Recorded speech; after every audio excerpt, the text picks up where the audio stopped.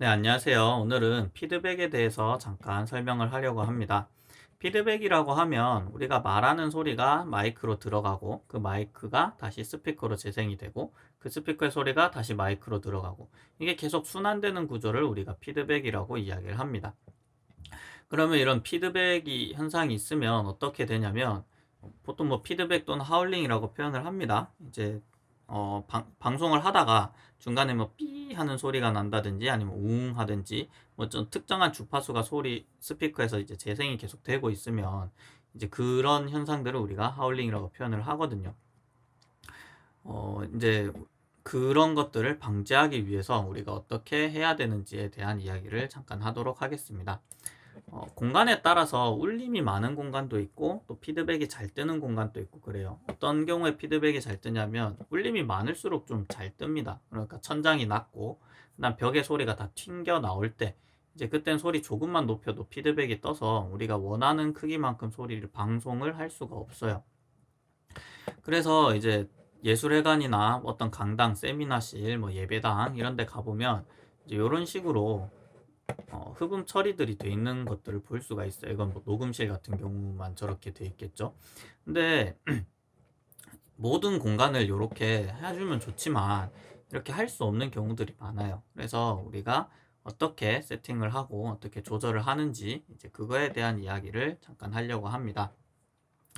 우리가 이제 TV나 뭐 콘서트나 이런 데 보게 되면 가수들이 노래를 부를 때 보면 거의 마이크를 입에다 대고 부르시거든요. 거의 대고 부르고 있어요.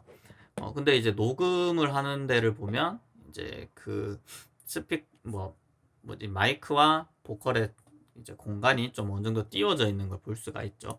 이제 그게 왜 그런지에 대한 이야기를 잠깐 하려고 합니다. 보통 우리가 소리의 크기를 나타내는 게 이제 데시벨이라는 표현을 많이 쓰는데요.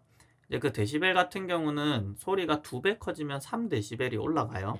이제 소리 같은 경우는 공간으로 퍼지기 때문에 이게 거리의 제곱에 이제 비례해서 소리가 줄어들게 됩니다. 뭐 그런 부분들에 대해서는 다음에 좀 시간이 되면 조금 알기 쉽게 정리해서 한번 더 말씀을 드리겠습니다.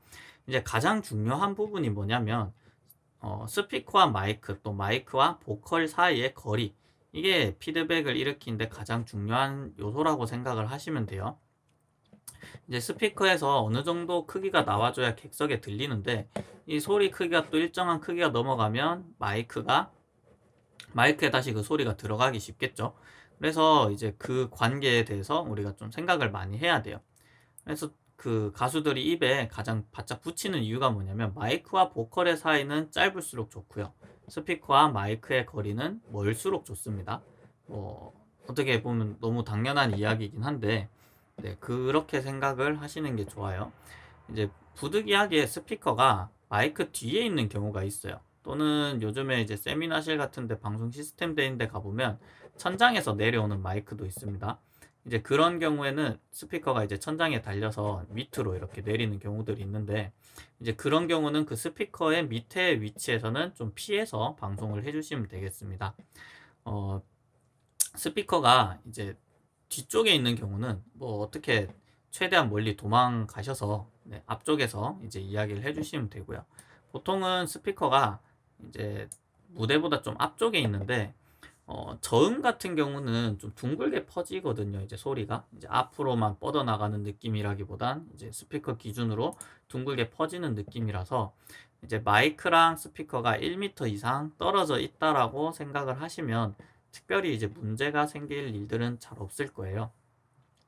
그리고 여기 지금 표시를 해놨는데 앞에 이제 강의를 보신 분들은 아시겠지만 이제 마이크의 이제 수음 범위를 조절하는 게 이제 믹서의 트림 또는 게인이라는 부분인데요. 이제 가까이 붙이면 붙일수록 우리가 게인을 낮출 수가 있어요. 그러면 이제 수음 범위가 줄어들기 때문에 스피커에서 나오는 그 소리를 마이크가 받지 않을 수 있기 때문에 이제 스피커랑은 간격을 최대한 뻗어 놓게 됩니다. 그다음 우리가 이제 조절을 해야 되는 부분이 뭐냐면 공간적인 특성들이 많이 생겨요. 이제 온도에 따라 다르고 또 바람이 어떻게 부냐에 따라 다르고 뭐 실내 같은 경우는 바람은 상관없겠죠. 그다음 사람이 들어 있는 거와 또 사람이 빠져 있는 빈 공연장이나 뭐 이거에 따라서 다 다릅니다. 그래서 우리가 룸 튜닝이라는 거를 또 하게 돼요. 일단 그 부분에 대해서는 다음 시간에 이제 EQ를 가지고 직접 어떻게 하는지 설명을 드리겠습니다. 근데 오늘 같은 경우는 일단은 피드백에 대한 이야기니까, 이 피드백 같은 경우는 일어나게 되면 이제 그 이상의 소리를 못 올리기 때문에 우리가 항상 그 마진이 어느 정도인지를 생각을 해야 돼요. 그래서 설치를 하고 나면 개인 그 믹서기에서 페이더를 살살살 올려 보시면 이제 그게 어느 특정한 크기 이상이 가면 이제 피드백이 뜰 거예요. 또는 마이크의 게인을 조금씩 올려 보시면 그 특정한 이상은 이제 피드백이 뜨면 이제 그 이상은 사용을 못 한다라고 생각을 하시면 돼요. 이제 앞에 이제 영상을 하나 했지만은 이렇게 피드백을 잡는 방법 해서 이제 EQ를 커트하는 걸 하나 했잖아요. 이제 그 방법으로 해서 이제 최대한의 마진을 얻어 놓는 게 일단 가장 기본적인 거다라고 생각을 하시면 좋겠습니다.